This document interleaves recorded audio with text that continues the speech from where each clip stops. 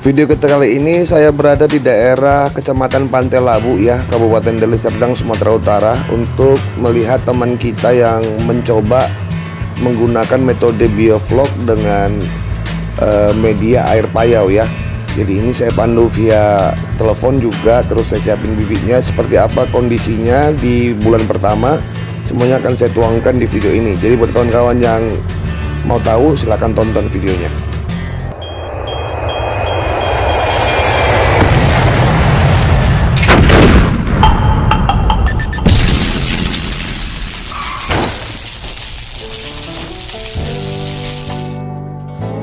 Halo kawan-kawan, jumpa kembali di channel vlog Bang Gulo, channel yang membahas segala sesuatu tentang budidaya ikan nila. Nah, kali ini kita akan membahas topik seputar biovlog air payau.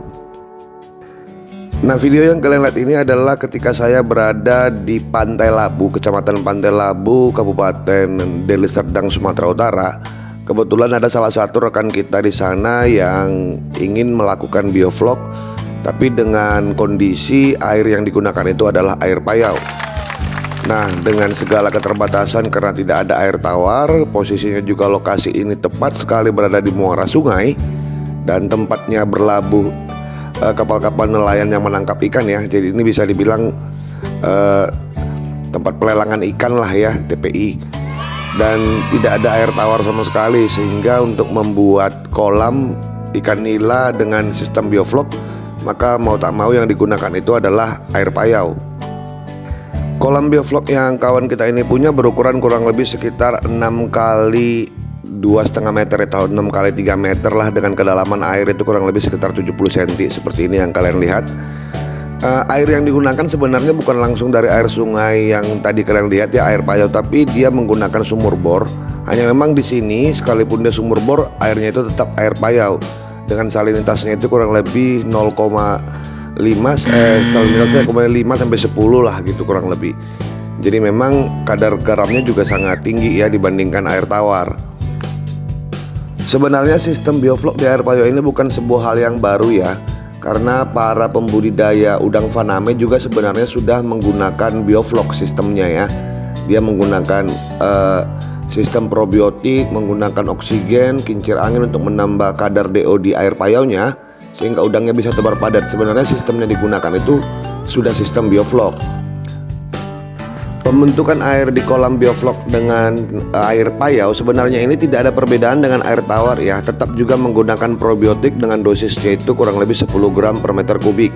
Terus juga karena teman kita ini saya yang pandu, dengan sistem biovlog yang saya gunakan kan menggunakan bakteri kolaborasi antara bakteri Bacillus dengan Lactobacillus. Jadi juga di dalam kolam biovlog ini ditambahkan juga Lactobacillus serta molase sesuai dengan kadar atau dosis yang saya terapkan di video-video saya.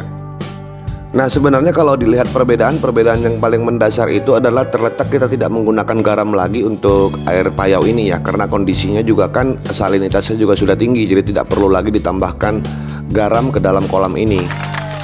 Nah, untuk proses sterilisasi juga tidak harus menggunakan batang pisang atau kulit nanas seperti yang ada di biovlog series kita.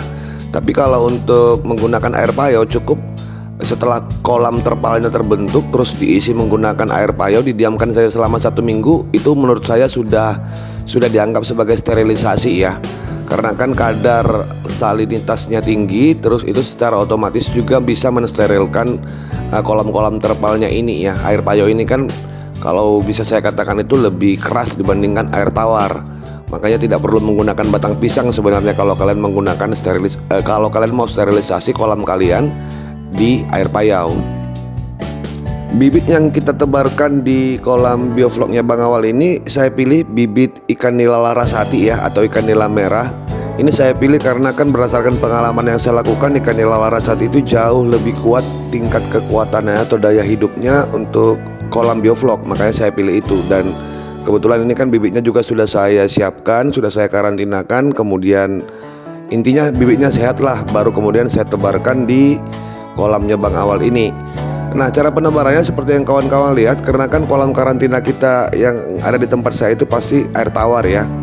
Cara yang satu-satu yang paling gampang itu adalah Kita diamkan dulu di dalam kolamnya kurang lebih sekitar 15 menit. Kemudian perlahan-lahan air kolam ini kita masukin ke dalam bungkusan plastik seperti yang kalian lihat. Ini untuk menyamakan salinitas ya, jadi ikannya tidak terkejut ya dari ikan air tawar langsung masuk ke kolam yang kadar salinitasnya tinggi ya. Fungsinya sih di situ. Jadi kita diamkan, kita masukin pelan-pelan seperti yang kalian lihat di video ini, supaya kadar keasinannya antara air di dalam plastik ini sama yang di dalam kolam ini perlahan-lahan bisa sama gitu. Nah, untuk perkembangan ikan ini selama 2 minggu ya, selama 14 hari tidak ada kematian yang sangat tinggi ya. Jadi SR-nya itu hingga hari ke-15 sekitar 99% ya. Karena video ini kan saya ambil beberapa kali ya, jadi saya sudah ke tempat Bang Awal ini kurang lebih 3 kali untuk melihat kondisi kolam ini. Nah, setelah saya pastikan bahwa metode biovlog yang ada di kolam Bang Awal ini berjalan baik, baru kemudian saya buatkan videonya.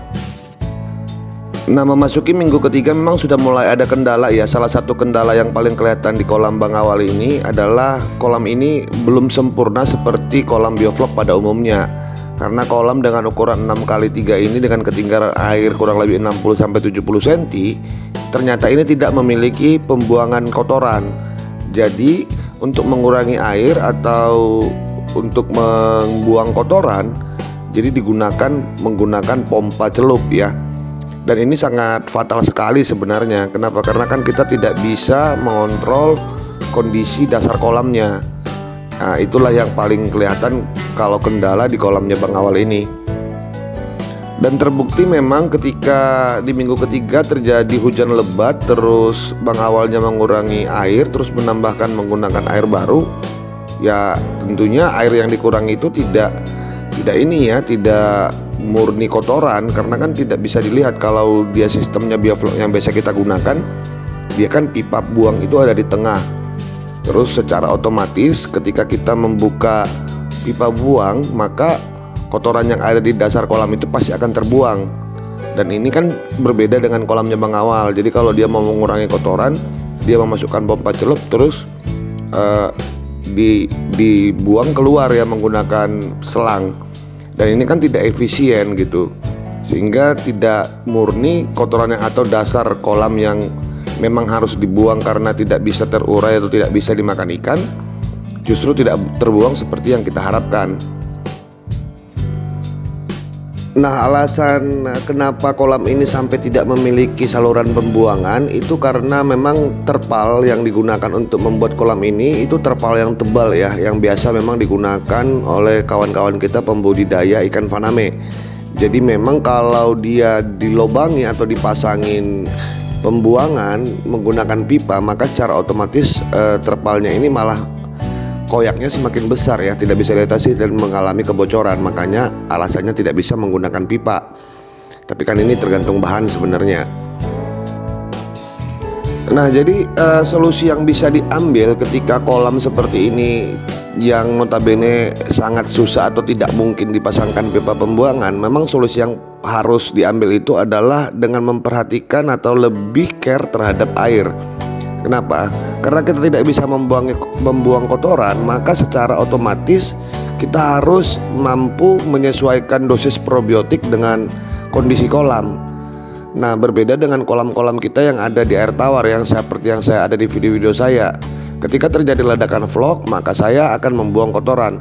Nah, kalau untuk kolam ini karena dia tidak memiliki pembuangan, maka ketika terjadi ledakan vlog atau ketika aerasi tidak berjalan maksimal atau ketika vlog tidak bisa dimakan ikan atau dikonsumsi ikan sehingga mati, maka cara satu-satunya itu adalah mengurangi amonianya itu dengan menggunakan pompa celup. Ya agak sedikit capek lah ya, pompa celupnya mungkin dijalan-jalanin dari sudut ke sudut supaya kotoran yang ada di dalam atau di dasar kolam itu bisa terbuang minimal sedikit lah. Dan penambahan probiotik juga harus lebih sering dibandingkan kolam yang sudah punya pembuangan dengan normal. Nah, penambahan probiotik ini biasanya kan kita lakukan sesuai dengan kondisi air. Kalau saya itu ada rentang waktunya kurang lebih 5 hari, ke 10 hari, ke 20 hari. Nah, kalau untuk ini memang harus agak sedikit intens dan dosisnya juga agak diperbanyak dibanding kolam biovlog yang normal. Kendala yang lain yang mungkin akan terjadi di kolam ini yang saya perhatikan itu adalah titik aerasi ini pasti akan kurang ya, karena ada beberapa ketika saya meninjau ini di minggu ketiga, saya memperhatikan kalau batu aerasi itu tidak langsung menyentuh dasar kolam. Ini mungkin karena jaraknya kolam yang cukup luas, terus posisi titik aerasi juga berada di tengah, tidak berada di sudut, sehingga masih ada dead zone. Dan ini bisa berakibat fatal sebenarnya ya. Memang belum kelihatan masalahnya karena ikannya juga masih berukuran kecil, tapi semakin besar ini tentunya akan semakin berbahaya. Nah, ini memang sudah juga diantisipasi oleh kita ya dengan menebarkan ikan hanya 1000 ekor. Jadi ini kapasitasnya kurang lebih sekitar 70-80 ekor per meter kubik. Jadi masih bisa dikategorikan belum terlalu padat dibandingkan yang kita biasa buat. Jadi mungkin toleransinya memang sudah diantisipasi ya, karena berhubung juga budget harus membeli aerator yang besar untuk memenuhi ini, dan ini kan masih menggunakan aerator yang dulu bekas udang Faname. Nanti mungkin akan diperbaiki lagi dan diperbaharui atau ditambah jika memang modal sudah mulai ada ya. Begitu menurut Bang Awalnya. Nah, ini memang sangat penting ya, karena juga kawan-kawan juga perlu tahu sebenarnya kalau kadar diffuse oksigen atau oksigen terlalu di air payau itu memang jauh lebih rendah dibandingkan di air tawar. Makanya konsumsi aerator di air payau juga harus di atas air tawar. Nah, ketika kita memilih metode bioflok di air payau, tentunya secara tidak langsung memang kebutuhan oksigen juga atau kebutuhan aerator juga kita butuh yang sedikit lebih besar dibandingkan yang ada di air tawar. Yang ini juga sudah saya sampaikan ya. Jadi memang kalau jika belum ada dana untuk menambah aerator yang baru, untuk menambah HB100-nya Amara ini, mungkin jalan yang bisa dilakukan itu adalah dengan menambahkan pompa ya, supaya juga kadar oksigen terlarut yang ada di air ini tetap mencukupi untuk kolam ikan nila ini gitu. Nah, kawan-kawan bisa lihat juga ini ya. Ini di minggu ketiga ya. Ketika saya terakhir datang kemari bisa dilihat ikannya lincah-lincah, sudah cepat besar. Memang ikan di air payau itu cenderung lebih cepat besar ya dibandingkan ikan air tawar ya. Ini ukurannya 3 minggu dari ukuran 3 inci. Ini bobotnya sudah hampir 2 kali lipat, bisa dilihat ya. Ya, tingkat kematian juga untuk ikan nila larasati memang bagus sekali kalau untuk kolam bioflok ya. Saya juga selalu merekomendasikan untuk kawan-kawan yang baru menggunakan metode bioflok, bagusnya itu pilih memang nila larasati ya. Kalau yang lain masih tingkat kematiannya bisa 10-15%. Kalau nila larasati itu biasanya paling tinggi 5 lah ya, yang biasa saya lakuin. Baiklah kawan-kawan, hanya itu yang bisa saya sampaikan di video kita kali ini ya. Bagi teman-teman yang belum subscribe terus belum aktifkan lonceng notifikasi, silakan subscribe dan aktifkan lonceng notifikasi kalian ya, agar kalian selalu mendapat informasi terbaru tentang video-video yang saya upload lewat channel kita ini. Dan terus kalau kalian butuh alat-alat atau perlengkapan seputar budidaya ikan nila, kalian bisa DM saya di Instagram @channel_Banggulo. Dan saya juga nggak lupa ngucapin terima kasih ya buat kawan-kawan semua yang ada di Pantai Labu. Tetap semangat, biovlognya mudah-mudahan lancar ya. Dan saya akan update kembali nanti suatu saat tentang perkembangan kolam biovlognya yang ada di tempat ini di video selanjutnya ya. Baiklah kawan-kawan, saya Bang Gulo beserta para nelayan dan Bang Awal yang sudah hadir di video ini. Sampai jumpa di video selanjutnya. Bye-bye. Play my part, you play a game, you give love a bad name, you give love.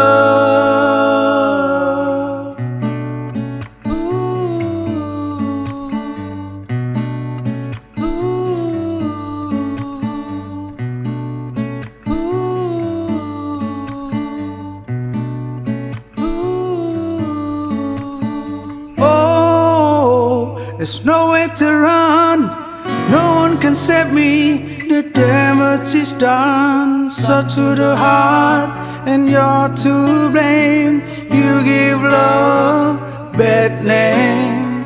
Play my part, you play a game, you give love a bad name. So to the heart, and you're to blame, you give love a bad name. I play